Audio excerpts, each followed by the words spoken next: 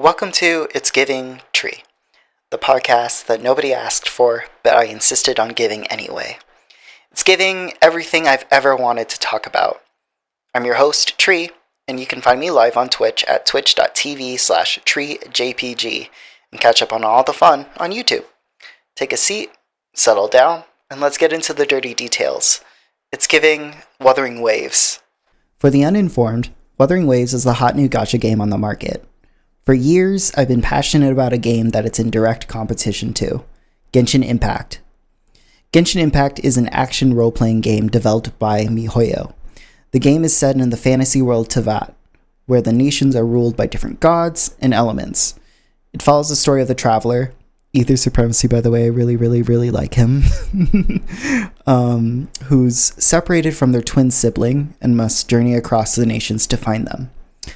The gameplay was originally criticized as being a Breath of the Wild clone, but with time, it developed a player base that recognized the game's merits, from its beautiful aesthetics and blends of cultures to its surprisingly robust combat system.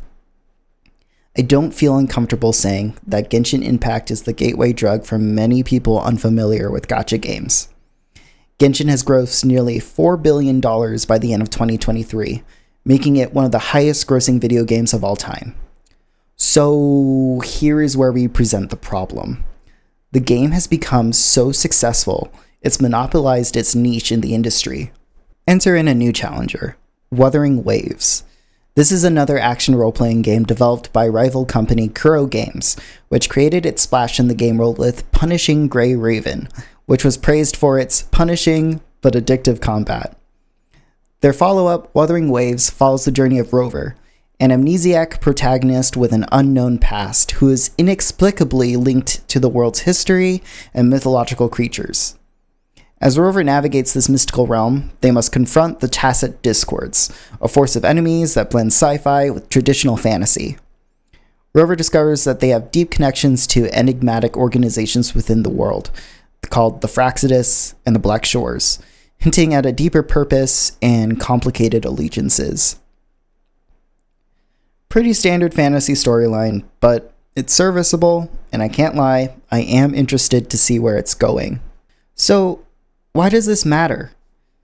Genshin Impact needed a competitor, but the question remains, is Wuthering Waves up to the task? As I've established, Genshin Impact has been a behemoth in the action role-playing game gacha market, generating billions of dollars in revenue and amassing a dedicated player base. Hell, even the Italian Senate couldn't get away from it, so shit. But my question is this: has MiHoYo's success led to complacency, neglecting innovation and progress along the way? I remember the excitement I felt when Genshin Impact first launched. I was lured in by the character designs. I needed to have Kea in my life or it would be over. The gameplay was surprisingly engaging, the graphics were stunning, and the gacha system, while it was present, it wasn't the end-all be-all. I remember spending hours watching Enviosity, a Twitch streamer, showcase the game's potential as a free-to-play content creator, beating the toughest combat without spending a dime. However, as time passed, updates became stale, and the game started to feel like a chore.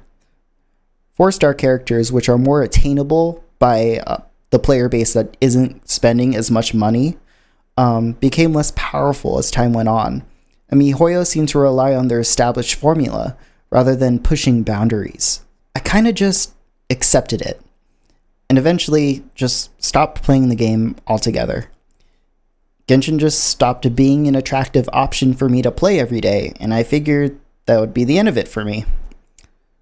But then I heard news about a new game, Wuthering Waves.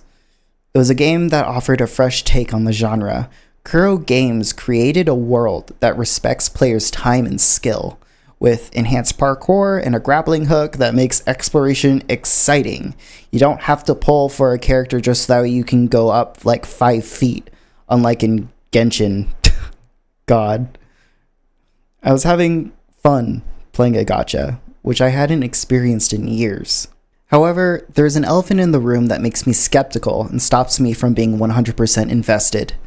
The game's art design is arguably more mature than Genshin Impact's, but the similarity between the two games is undeniable. Kuro Games has cloned Genshin Impact's UI and in-game currency systems, raising concerns about originality. If it ain't broke, don't fix it, sure, but to this extent, is this acceptable? Despite this, Wuthering Waves has potential. Players see it as a possible Genshin Impact killer, but I believe both games can and should coexist so that way they can improve each other. MiHoYo's complacency is evident, but Genshin Impact remains the blueprint for the ARPG gacha market for a reason. However, Kuro Games faces challenges. A mistranslation issue in the Japanese version of the game led to a privacy breach, and the response to this was very lacking. Players were misled into gambling for an item that didn't deliver as promised, and the company's compensation efforts were tumultuous at best. Going through the Wuthering Waves subreddit, there were a lot of concerns over the game's longevity in the Japanese market, which has an absolutely titanic consumer base for games like this. Losing them would be devastating. But despite these growing pains, hope is not completely lost. Kuro Games has promised to fix issues and expedited their release schedule. Players receive generous rewards, including free in-game currency and resources, allowing access to 3 5-star characters for players to start off with. And even better, the upcoming characters Jinshi and Changli appear to be pushing the limits of what we think a 5-star character should be like. There have been a lot of comparisons between the quality of these characters in Wuthering Waves to Genshin Impact, with audiences almost unanimously in favor of Wuthering Waves. Will this foster a loyal community? Only time will tell, but I'm extremely hopeful. I'm pretty much sold on the game. I just need Kuro to be consistent with their community management. Wuthering Waves' success can be a wake-up call for MiHoYo and the ARPG gacha market, showing that innovation and progress are still possible. As the market evolves, I hope to see more games like Wuthering Waves that push boundaries and challenge the status quo. Ultimately, it's not just about the games themselves, but about the community that plays them. We deserve better than stale updates and complacent developers. I just hope that both games can pave the way towards even greater heights. Thanks for tuning in to this episode of It's Giving Tree. If you want to connect with me beyond the podcast, you can find me on Twitch, TikTok, and YouTube at TreeJPEG, and on Twitter at TreePNG. Stay tuned for future episodes of It's Giving Tree, where we'll dive into more topics, share more stories, and hopefully I continue to grow on you. Bye-bye.